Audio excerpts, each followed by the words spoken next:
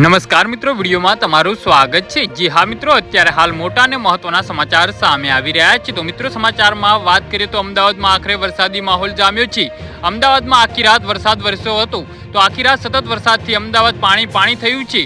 અમદાવાદના પૂર્વ અને પશ્ચિમ વિસ્તારોમાં ખતરનાક અને ભારે વરસાદ તૂટી પડ્યો હતો। જો કે આખી રાત વરસેલા વરસાદમાં અમદાવાદના હાલ બેહાલ થયા છે।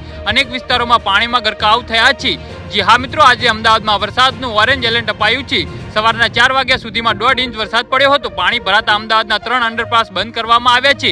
અખબારનગર, પરિમલ અને મીઠાખડી અંડરપાસ બંધ કરાયા છે।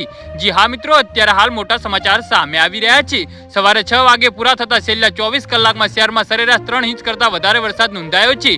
મધરાત્રે 3 થી વહેલી સવાર 6 સુધી સમગ્ર શહેરમાં મેઘરાજાની અતિ ભારે તુફાની બેટિંગ જોવા મળી હતી। વરસાદના આંકડા પર નજર કરીએ તો નરોડામાં 6 ઇંચ, મણિનગરમાં 6 ઇંચ, સાયન્સ સિટી અને ગોતામાં 4 ઇંચ વરસાદ નોંધાયો છે।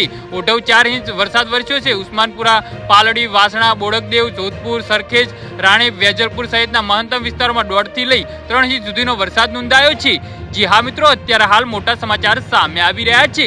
તો ભારે વરસાદના પગલે શહેરમાં અનેક ઠેકાણે વ્યાપક પાણી ભરાયા છે। મીઠાખડી, અખબારનગર અને પરિમલ અંડરપાસ વ્યવહાર માટે બંધ કરાયો છે। ભારે વરસાદના પગલે વાસણા બેરેજના 5 ગેટ ખોલી 8600 ક્યુસેક પાણી છોડવાયું છે।